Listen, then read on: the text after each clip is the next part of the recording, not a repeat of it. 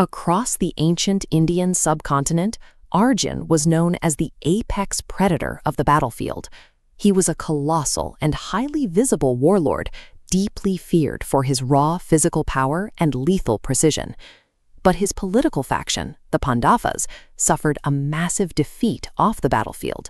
Their enemies stripped them of their royal status and banished them into a brutal 13-year exile.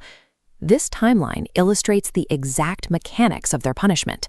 The final phase, known as Agyatvas, required them to live completely incognito for 12 months. Agyatvas is a mandated period of anonymous exile, where discovery by enemy spies means the entire 13-year punishment resets to 0. Hiding ordinary foot soldiers or minor royals is a straightforward logistical task. Hiding a massive, globally recognized warrior like Arjun presents a severe tactical problem. Adopting a fake name or wearing peasant clothing fails immediately when an empire's entire intelligence network is actively hunting for your specific height, build, and facial features. Arjun survived this high-stakes final year through a complete biological camouflage, and the mechanism for this camouflage came from a humiliating celestial punishment. The perfect tactical disguise was born entirely by accident, forged by the sudden wrath of a scorned goddess. Years earlier, Arjun traveled to Indralok to secure weapons of mass destruction from his father, Lord Indra. Indralok is the celestial realm in Hindu cosmology, serving as the glittering capital of the gods. While in the heavenly realm, Arjun ignored the surrounding luxuries. He dedicated his time to mastering highly complex divine weapons, pushing his physical abilities at a relentless pace to prepare for the inevitable war back on Earth. His intense focus caught the attention of Urvashi, the supreme Apsara. An Apsara is a celestial nymph of exceptional beauty and artistic mastery, and Urvashi sat at the very top of their untouchable hierarchy. Utterly captivated by the aura and martial prowess of the mortal warrior, Urvashi broke strict heavenly protocol. She approached Arjun directly and offered him her love. This proposition trapped Arjun. He had to choose between accepting a rare divine reward from a powerful celestial being or holding firmly to the rigid moral code he followed on Earth. Arjun delivered a shocking response.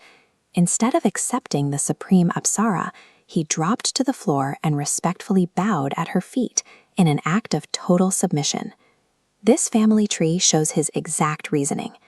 Generations ago, Urvashi was married to King Pururava, the ancient founder of Arjun's own Puru dynasty. Because of this specific lineage, Arjun's dharma required him to enforce a stark boundary. Dharma is the inherent cosmic and moral law that dictates a person's duty. Under his dharma, the generational gap meant he could only view her as a mother figure.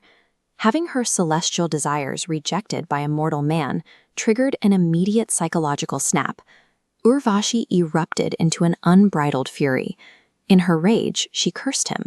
She stripped the alpha warrior of his masculinity entirely, condemning him to live his life as a Napunsaq among women. A Napunsaq is an individual lacking traditional male physical characteristics, effectively neutralizing his physical identity as a man. Arjun's uncompromising respect for his ancient ancestors resulted in the total loss of the physical traits that defined him as a legendary warrior. Lord Indra immediately intervened.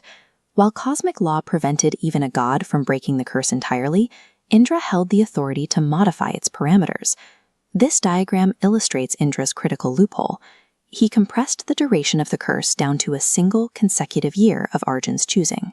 Fast forward back to the earthly realm, the Pandavas reached the terrifying 13th year of exile, facing the impossible logistical problem of hiding Arjun. Arjun actively invoked the curse. He underwent a profound physical transformation, becoming Brihanala, a feminine master of music and classical dance. Because this was a genuine biological and psychological shift rather than a clever disguise, the enemy spies hunting him in the Matsya kingdom walked right past him. They were looking for a hulking warlord, not a graceful dance instructor. Arjun's rigid devotion to his moral principles initially brought him a humiliating punishment, but the mechanics of the cosmos weaponized that exact morality, turning a devastating curse into the flawless biological armor that ultimately saved his empire.